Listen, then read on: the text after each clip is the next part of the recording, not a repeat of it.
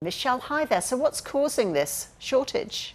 Hi. So there are a couple of things at play here. To begin with, wages are an issue, and apprenticeship wages aren't particularly high.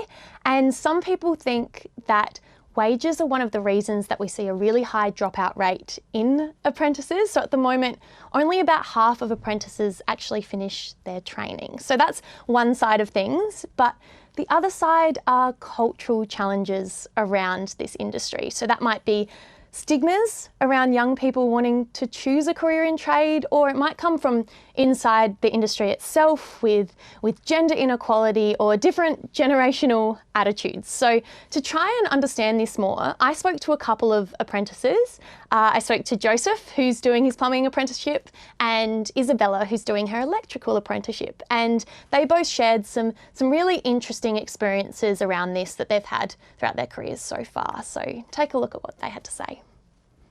I guess the wages are a bit challenging sometimes when you got, in car insurance to pay for and rego, or, your car's broken down. That can be hard if you're not a good saver. I went to a private all-girls school and trade really wasn't even an option for me. I had to do all the research myself. I was told I had to apply for uni.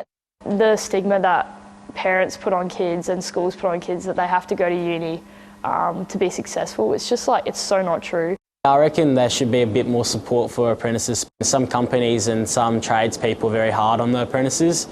It's sink or swim. Probably the worst thing I've experienced is actually female toilets on sites and the lack of them. Like, I've been on a couple job sites where I've been told to drive to the closest servo. I might not be as tall and strong as a guy on site, but I've got different problem solving skills to him. You need different skills on the job site. I've seen it firsthand, and yeah, we work really well together. So Michelle, what's being done to get more young people interested in a trade?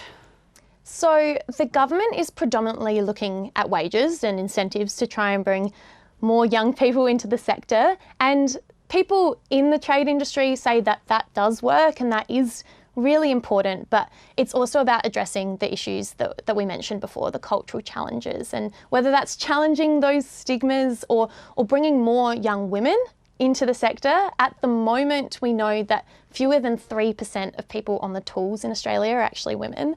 And like you heard from Isabella, if you're going to bring women in, you do really need to get the basics right. Otherwise, that's a whole demographic of people who could help with this shortage.